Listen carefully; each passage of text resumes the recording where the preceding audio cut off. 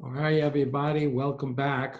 I'm going to talk today about the stereochemistry of E2 reactions.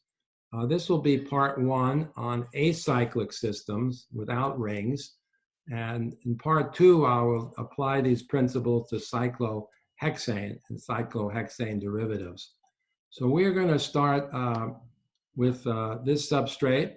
And as you can see, this substrate has two chiral centers. At the alpha position, that's chiral, and the beta position, that's also chiral. And it is drawn over here again. And notice the beta chiral center only has one beta hydrogen. So now, if a base comes along and forms a bond to this hydrogen, the electrons here will come in here to form your double bond, and you'll get a loss of a leaving group. That will give rise to two possible alkenes, one in which the benzene and T-butyl group are on opposite sides of the double bond, that's the E isomer, and one in which the benzene and the T-butyl group are on the same side of the double bond, that's the E isomer. Now, when you carry out this reaction, it turns out that the only product is the E isomer. You get none of the Z, 0% of the Z. The question is, why is that? And I'm going to explain that on the next slide. Okay. So to understand the stereospecificity of this reaction, we have to consider the transition state. So here is the transition state of this reaction right here. The base attacks the hydrogen, the electrons in that bond come in here to form the double bond, and the leaving group is kicked out. And that's shown here in the transition state. See, you see the bond to the hydrogen is breaking, the bond to the leaving group is breaking, and the pi bond is forming, right? Now remember, the pi bond is the overlap of two p orbitals, right? Two p orbitals. And for those orbitals to overlap and form a pi bond, they have to be coplanar. They have to lie in the same plane. And so that means that in this reaction, the beta hydrogen and the leaving group have to be in the same plane as shown over here in red. So the CH and the Br have to be in the same plane so that as they break, the developing p orbitals will also be in the same plane and can form a pi bond. If the CH bond and the CBr bond were not in the same plane, then the developing p orbitals would also not be in the same plane and no pi bond could form, okay? So the bottom line is the beta hydrogen and the leaving group have to be coplanar. Okay? It turns out there are two ways that a molecule can be coplanar, okay? All right, that's shown here. The hydrogen and bromine can be anti-coplanar. See, these are in the same plane, right? They can be anti-coplanar or they could be syn-coplanar. Now, which one is the more stable? Clearly, the staggered form is more stable because in the syn you have eclipsing strain or torsional strain. So in general, the E2 reaction will occur. In fact, it must occur from a conformation where the beta hydrogen and the leaving group are anti-coplanar.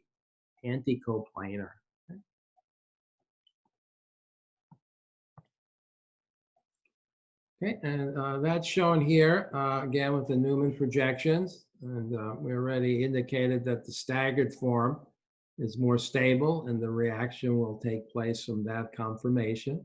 And that's shown down here. So you see, as the base forms a bond to the hydrogen that initiates the reaction, as the tetrahedral carbons of the substrate, the alpha and beta carbons are tetrahedral. As those bonds break and a double bond forms, the molecule flattens out. As you can see from this conformation, the benzene and hydrogen are going to be on the same side of the double bond, and the methyl and the T-butyl group will be on the same side of the double bond. So that dictates what the product is. The benzene and hydrogen are on the same side, the methyl and T-butyl on the same side. That's the E isomer. So the E isomer is formed here because there's only one conformation that can lead to a reaction. The one where the beta hydrogen and bromine are anti-coplanar, and in that conformation, the substituents are in a position that results in the E isomer. Okay? Now, you don't always have to get the E isomer. I'll show you on the next slide. So in this case, we are comparing two diastereomers. Okay? This is the 2s-3s compound, 2-bromo-3-phenylbutane, and we're going to compare it with its diastereomer 2s-3r, 2-bromo-3-phenylbutane. Okay? So let's look at the 2s-3r stereoisomer first. Notice we have 2 chiral carbons as required and 1 beta hydrogen.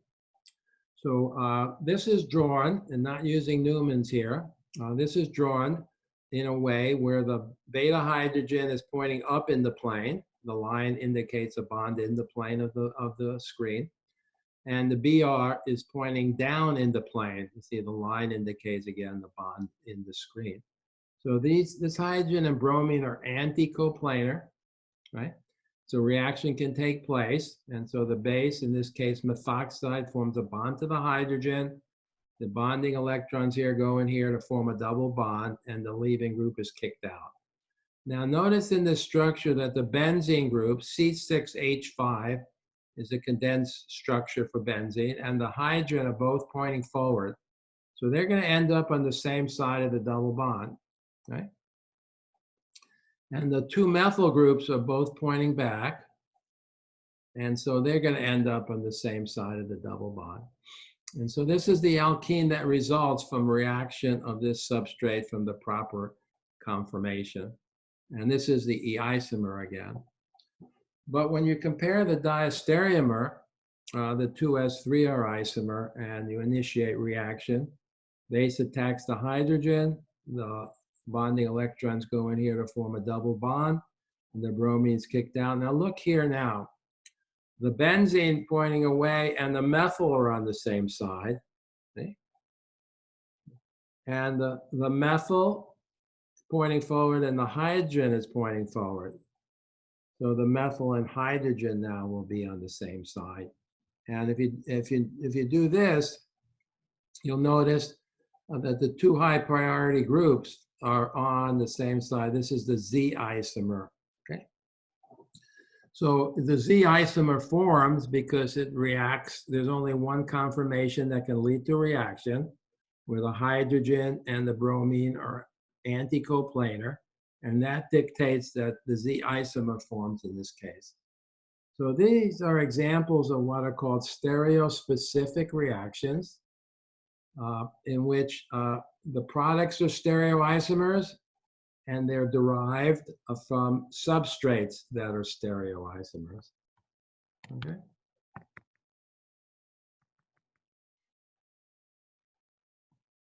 Okay. Clear the screen for you. All right. So let's look at this example. I'm going to work it through the whole way. So we have, how do we analyze it? We have an alpha carbon that's chiral, and we have a beta carbon that's chiral. So let's draw the Newman projection for this. Okay, I'm going to draw a circle. And if you want, we can put in the missing hydrogens. That one would be back, and this one would have to be right forward, right? So let's look down the molecule this way. The ethyl group, this is an ethyl, CH2CH3, that's in the plane pointing down. So I'm going to write just ET for ethyl, easier. And then remember the bonds, this is a methyl. The bond, the wedge is pointing towards us, that'll be to our right. and the hydrogen is pointing back, that will be 2L left. Okay? Now on the back carbon, in this case the alpha carbon, the benzene ring is in the plane pointing up. The hydrogen is in a wedge to our right, and the chlorine is in a dash to our left. Okay, so this is the equal to this. This is the Newman projection of this particular representation. Now you look at this conformation, you say, well, it cannot react from this conformation because the chlorine on the alpha carbon and the hydrogen on the beta carbon are not 180 degrees apart. That's 60 degrees. So what do we have to do? We have to rotate around the single bond. I'll keep the back groups the same, the chlorine, the hydrogen, and the benzene. We're going to keep those in the same position, and we'll rotate the forward group. So I'm going to rotate this 120 degrees. Now we'll go here. Now the methyl, of course, will have to rotate here, and the ethyl will rotate there. And so what we end up with is the hydrogen's now here, the methyl is now here, and the ethyl is now here. Okay? Yeah. And now we have the proper conformation for reaction. The hydrogen and chlorine are coplanar anti, and we can get a reaction. And when we do, we'll form an alkene, right? And what we'll see is that the phenyl and ethyl will be on the same side. Benzene and ethyl will be on the same side.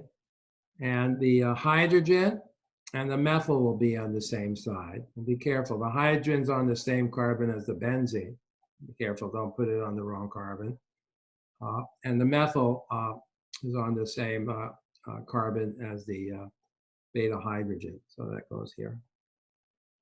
So that's the product that can form, only one product. And the benzene has a higher priority than hydrogen. Ethyl has higher priority than benzene. So this is the Z isomer. Okay. Okay. So that's how you analyze it completely. You draw a Newman based on the representation you're given. You then may or may not have to rotate it so that the beta hydrogen and the leaving group are anti-coplanar. And once they are, you can eliminate it, paying attention to which groups on the alpha and beta carbons are going to be on the same side in the product alkene. Okay.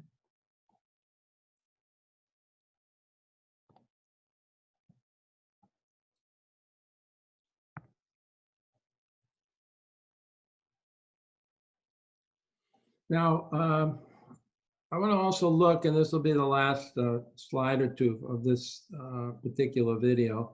I want to look at a different compound where you only have one chiral carbon and the beta carbon has two hydrogens. When the beta carbon has two hydrogens, then there'll be two conformations where the hydrogens will be anti to the bromine, right? We call these HA and HB. There'll be one conformation where HA is anti to the bromine, and there'll be another conformation where HB is anti. And that will result in both E and Z isomers forming. You'll get both, okay? You'll get a mixture of E and Z isomers, okay? So in this case, the reaction is stereoselective. What that means is you form more than one product, E and Z isomers, and one is favored. Stereoselective, you form more than one product and one is favored. Stereospecific, you form one product and that product depends on the stereochemistry of the starting material. Okay?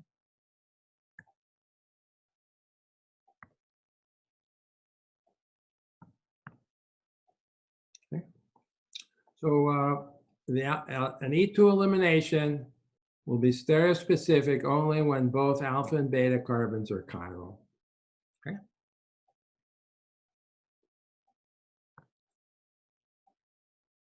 Okay. So here's a summary. This is the last slide of this section. I'll just pictorially represent the difference between stereoselective and stereospecific. In a stereoselective reaction, you have one substrate. You can form two products. One's a major, and one's a minor. One's favored. It's selective. In a stereospecific reaction, you have two stereoisomeric products. These normally are diastereomers. We saw before a 2s, 3s versus a 2s, 3r, for example. One diastereomer gives rise to one particular stereoisomer, that may be an E or a Z alkene, and the other diastereomer gives rise to the other, okay? So that's the difference.